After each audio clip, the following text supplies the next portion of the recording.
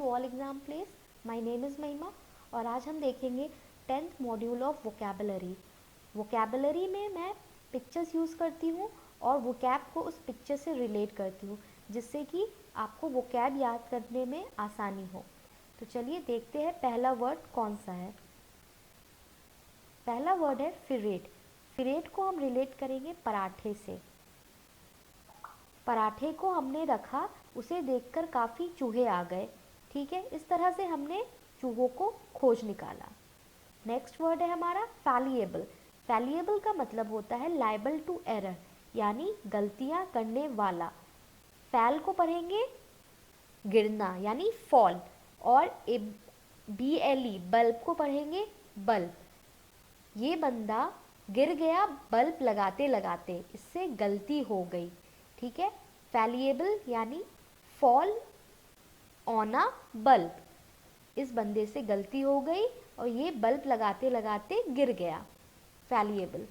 Next word है imbalance. Imbalance का मतलब होता है लैक ऑफ बैलेंस।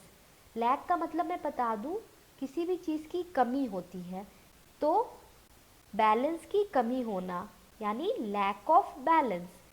एक बंदा है, ये इस रोप में चलने की कोशिश कर रहा है लेकिन इससे बैलेंस नहीं बन पा रहा है, ये लड़खड़ाने लगा, इसको बैलेंस की कमी है, तो लैक ऑफ बैलेंस।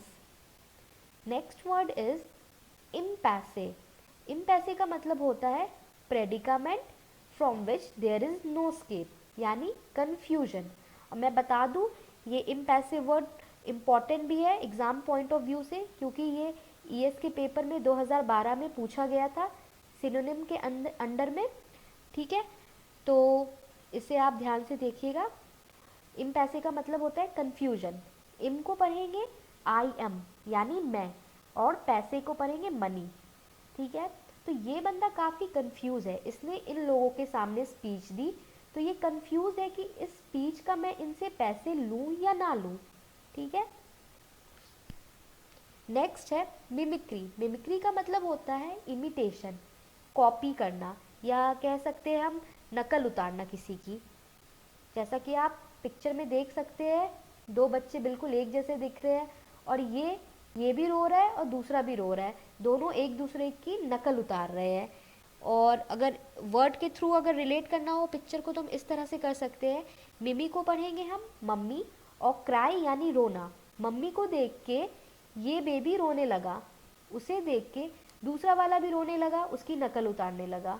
ठीक है, नेक्स्ट है ओपेक। ओपेक का मतलब होता है नॉट ट्रांसपेरेंट। ट्रांसपेरेंट ना होना, यानी कह सकते हैं पारदर्शक ना होना। कुछ बंदे इस बॉक्स में जो कि पारदर्शक नहीं है, ठीक है, उसमें सोने के बिस्किट्स पैक कर रहे हैं, और जो डब्बे पारदर्शक नहीं है उसी में पैक कर रहे हैं कि कोई देख ना ले। नेक्स्ट वर्ड है फ्रेल। फ्रेल के F को हम पढ़ेंगे फ्रेंड, और रेल को पढ़ेंगे रेलवे वाला रेल। ठीक है, ट्रेन।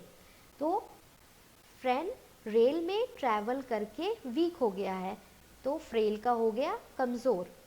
नेक्स्ट वर्ड है पैरानोइया।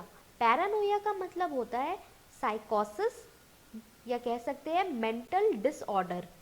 तो पैरानोइया को दो पार्ट में डिवाइड करेंगे इस वर्ड को। पैरा को अपन पढ़ेंगे पैराशूट और नोइया को पढ़ेंगे नाव। ठीक है, तो पैराशूट से एक बंदा डायरेक्टली नाव में आ रहा है, तो लोग इसे देख के कह रहे हैं कि इसकी मानसिक संतुलन सही नहीं है, इसीलिए ऐसा रिस्की काम कर रहा है। ठीक है, नेक्स्ट वर्ड है रेटिसेंट। रेटिसेंट का मतलब होता है रिजर्व, अनकम्युनिकेटिव, यानी लोगों से कम बातचीत करना और अपने आप में रहना। रैट, रेटी को पढ़ेंगे रैट, और सेंट को पढ़ेंगे परफ्यूम वाला सेंट। ठीक है, तो रैट इस परफ्यूम के बॉटल में जाके छुप गई है और कह रही है मुझे किसी से नहीं बात करना, मुझे अकेले रहना है। ठीक है, तो ये हो गया रेटिसेंट। नेक्स्ट वर्ड है हमारा स्टिग्मा। स्टिग्मा का मतलब होता है टोकन ऑफ डिसग्रेस, यानी कलंक का टीका। स्टिग्मा का टी को पढ़ेंगे हम लोग स्टिक, और माँ को पढ़ेंगे माँ यानी मदर। स्टिक लेके माँ खड़ी है और बच्चे को बहुत डांट लगा रही है कि तुमने चोरी करके कलंक का टीका लगा दिया हमारे पे। ठीक है, अब हमने जितने वर्ड्स मॉड्यूल 10 में पढ़े उसका एक क्विक रिवीजन कर लेते हैं। सबसे पहला वर्ड था फिरेट। फिरेट का मतलब होता है ड्राइव और हंट आउट ऑफ हाइडिंग यानी खोज निकालना।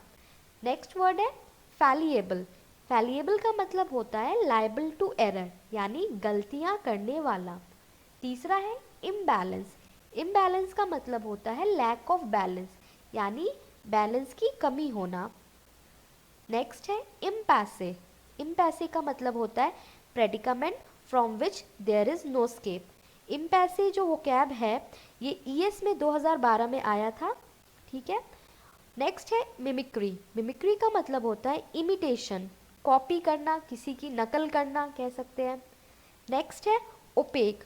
ओपेक का मतलब होता है नॉट ट्रांसपेरेंट या पारदर्शक ना होना। Next is frail. फ्रेल का मतलब होता है वीक, कमज़ोर। Next is paranoia. Paranoia means साइकोसिस, मेंटल डिसऑर्डर।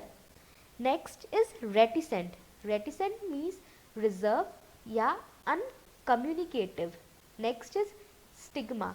स्टिग्मा यानी टोकन ऑफ डिस्ग्रेस, कलंक का टीका। सो फ्रेंड्स, आपको ये वीडियो अच्छा लगा हो तो इसे लाइक कीजिए और ऐसे और वीडियोस के लिए मेरे चैनल को सब्सक्राइब कीजिए और शेयर कीजिए। Thank you.